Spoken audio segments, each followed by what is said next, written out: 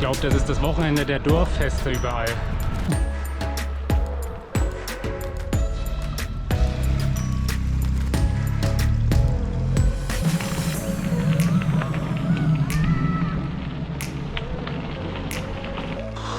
Boah, ich weiß ja nicht, was ich hier für einen Weg rausgesucht habe, aber extrem steil.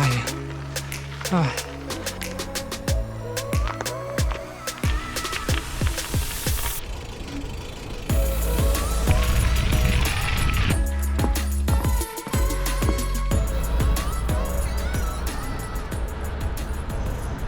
So, Nick, du bist gerade auf einer Tour oder gerade gestartet. Was hast du denn vor? Ich fahre heute ins Ötztal, weil wir da eine Woche von der Uni Hochgebirgsexkursion haben. Da habe ich eigentlich alles an Gepäck für die Woche dabei. Und fürs Radfahren heute nicht so viel. Unikram, Wanderklamotten und Wanderschuhe, Elektronik, Hygienekram, Zahnputzzeug also und so. Alles dabei.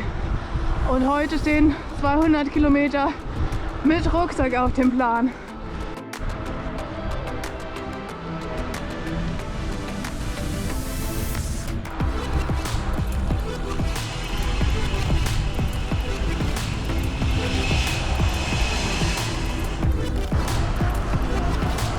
Und was hast du heute vor, Sandra? Ich fahre Sarah besuchen und wir gucken vielleicht ein paar Leute, die auf dem North Cape 4000 unterwegs sind, an. Ach so. Genau, also Sandra begleitet mich heute die ersten 30, 35 Kilometer. Dann wartet sie dort auf so ein paar Fahrer, die halt Richtung Nordkap unterwegs sind. Und ich plane dann oder habe meine Route dann weiter geplant durchs Leuterstal, dann über den Fernpass, weil ich so einen Gravelpass Richtung Ehrwald vorher noch fahre, ins Inntal dann runter und dann das Ötztal hoch. Heute perfektes Wetter, viel Gepäck dabei, es ist schon jetzt warm, kann nur super werden. So, danke.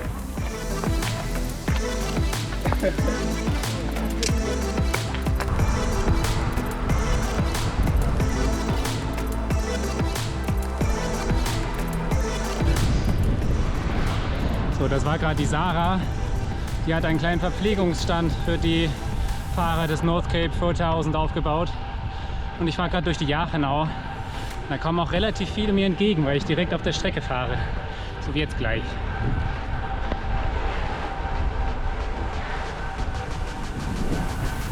Ja, okay, das waren jetzt gerade keine. Das waren einfach nur normale Rennradfahrende Menschen. Aber ich habe schon ganz viele gesehen mit Bikepacking-Taschen und Startnummern dran. Vielleicht erwische ich gleich nochmal welche. Hey!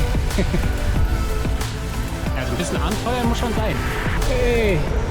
Aber vielleicht sind die auch einfach nur krass verwirrt, wenn jetzt irgendjemand entgegenkommt und irgendwas denen zuruft.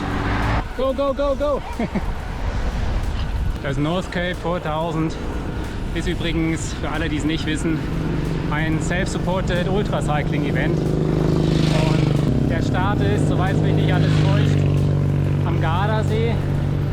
Und dann, wie der Name schon sagt, geht es zum Nordkap. 4000 Kilometer, wahrscheinlich bis zum Meer. Ziemlich schöne Landschaft, stelle ich mir cool vor.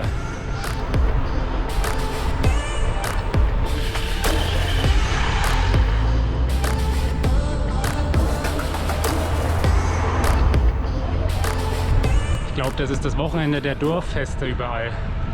Bei uns in Wolfratshausen war auch eins gestern, großen Feuer. Hier Jachenau auch. Bei mir in der Heimat im Erzgebirge war gestern auch, oder jetzt am Wochenende auch Dorffest. Also alle am gleichen Wochenende. Aber schönes Wetter. Übrigens hier durch die wunderschöne Jachenau, durch das tolle Tal, ging auch unser Grevé Nummer 2. Da kamen wir vom Walchensee, wo ich jetzt hinfahre, und sind dann hier quasi in die andere Richtung durchgefahren. Die Links für die Strecken, die ganze Kollektion findet ihr übrigens ab Mitte August bei uns bei Komoot oder auf dem Instagram-Profil. Einfach mal reinschauen.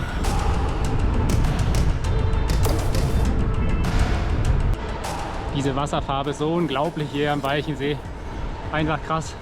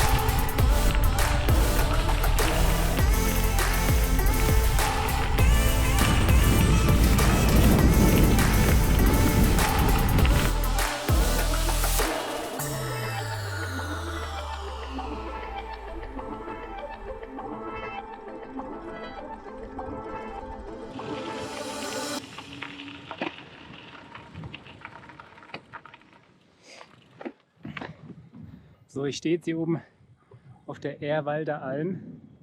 Bin die ganze Zeit das wunderschöne Gaistal hochgefahren. Das ist echt ein Traum. Also so schöner Schotterweg und tolle Aussichten. Richtig gut. Genau, jetzt stehe ich hier oberhalb von Ehrwald auf 1500 Meter. Roll jetzt da runter Richtung Ehrwald und dann über den Fernpass. Und dann bin ich schon bald im Inntal. Mal sehen, wie schnell ich da jetzt vorankomme. Aber erstmal muss ich mein Brötchen essen, was ich hier die ganze Zeit hinten mit mir rumschleppe. Weil ich habe nämlich ein bisschen Hunger. Also dann. Aber erstmal vom Berg runter und unten gab es dann das Brötchen.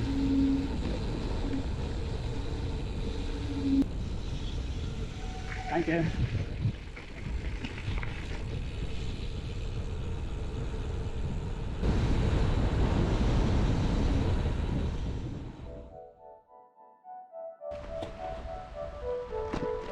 Nach meiner kleinen Stärkung machte ich mich auf den Weg den Fernpass hinauf.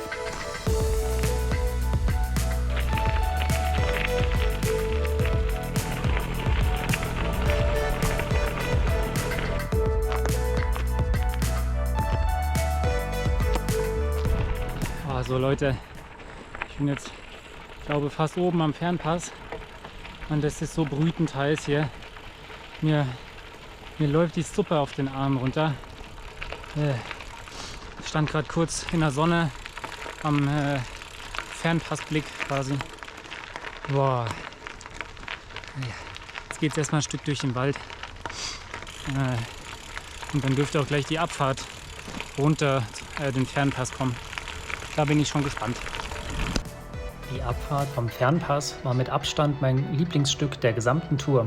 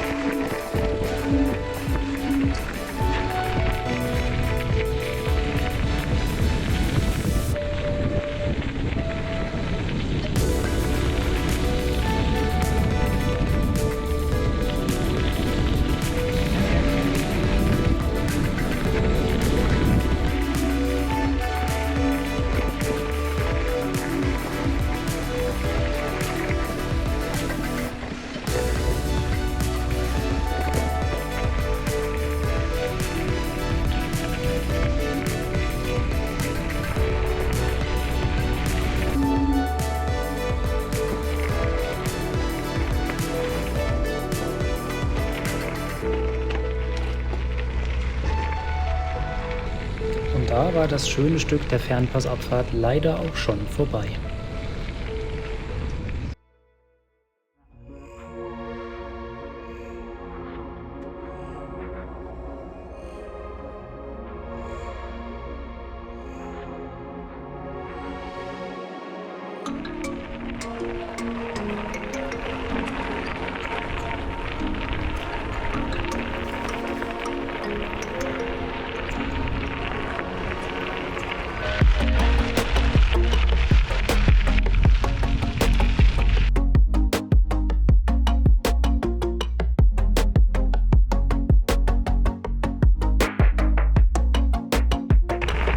Schön.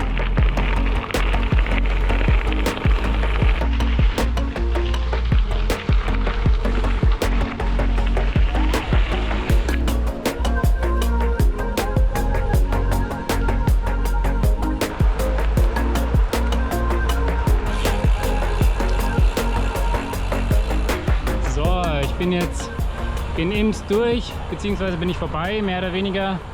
Ich war hier unten nur in der Tankstelle. Habe mir so kalte Fruchtmolke geholt. Ah, das war ganz geil. So, jetzt fahre ich gerade bin ich auf dem Innradweg und biege just in diesem Moment links ab und fahre ein Stück den Innradweg runter. Da ist hier Gravel. Gut zu wissen. Genau. Soweit habe ich es jetzt gar nicht. Dann geht es schon wieder rechts weg ins Ötztal. Und mal sehen, wie weit ich dann das hochfahre. Also ich habe ja kein Zelt oder so dabei, ich habe nur Schlafsack und Isomatte. Ich werde mich ja irgendwo hinpacken. So richtig eine Hütte habe ich jetzt aber auch nicht gefunden. Ich schau mal, würde ich sagen, wie weit ich da jetzt noch hochfahre. Ich glaube 60 oder 55 Kilometer sind es eigentlich noch bis ganz zum Schluss. Ich glaube, fast so weit fahre ich heute nicht. Ja.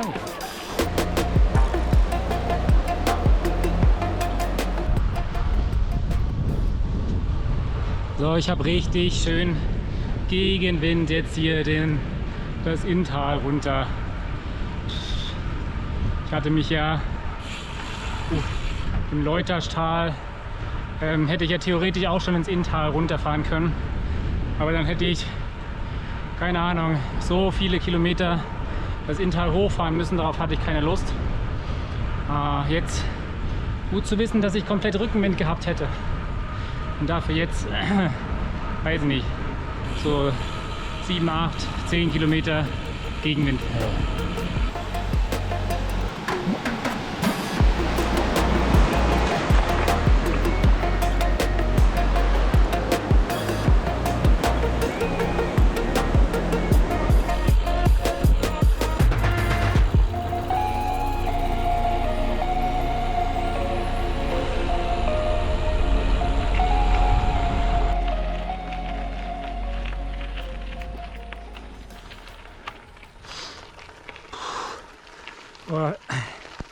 Ich weiß ja nicht, was ich hier für einen Weg rausgesucht habe, aber bis gerade war es noch Asphalt, extrem steil.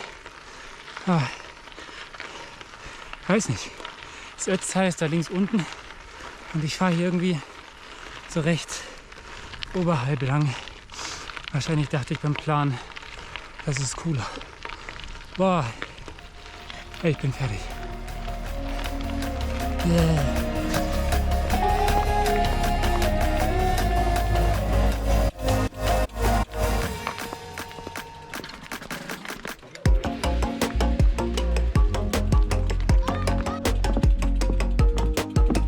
Das stimmt.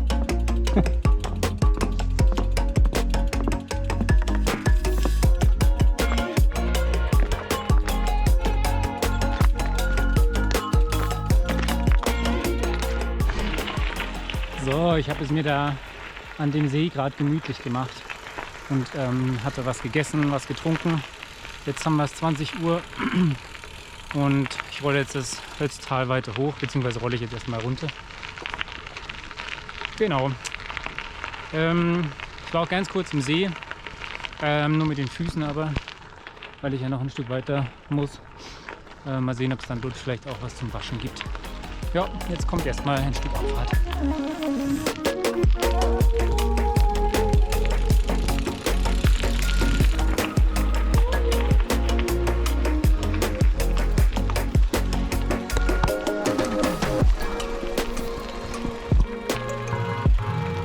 Hat geklappt.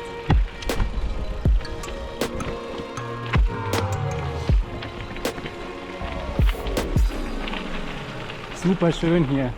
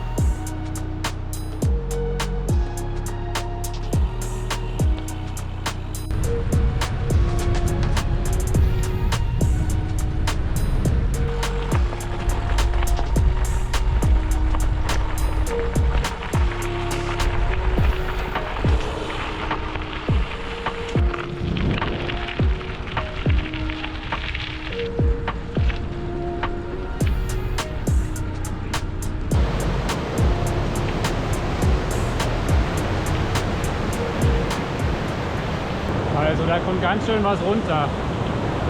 Ich glaube, es hat nicht mal geregnet die letzten Tage. Das heißt, es wird alles Gletscherwasser sein. Vom Abschmelzen der Gletscher. Krass. Krass viel, krass schnell. Super dreckig. Da wasche ich mich heute auf jeden Fall nicht drin.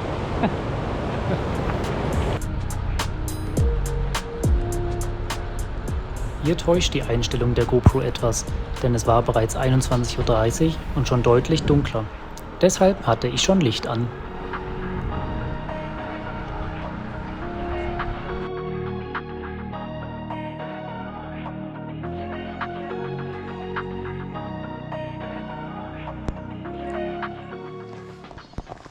Guten Morgen.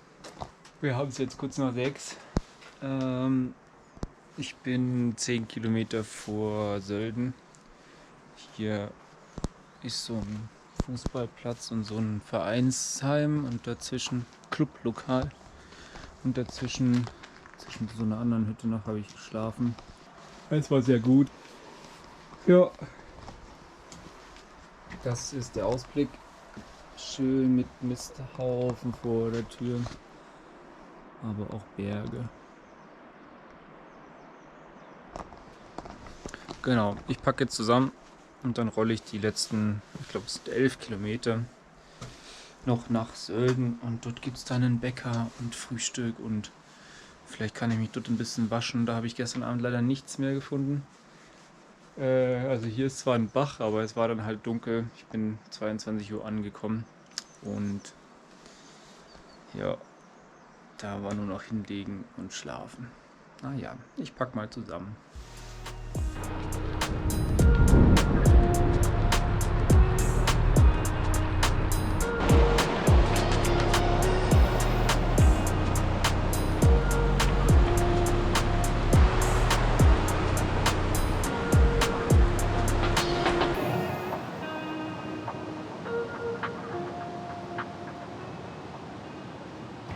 So steht sie gerade in dem öffentlichen Toilettenhaus.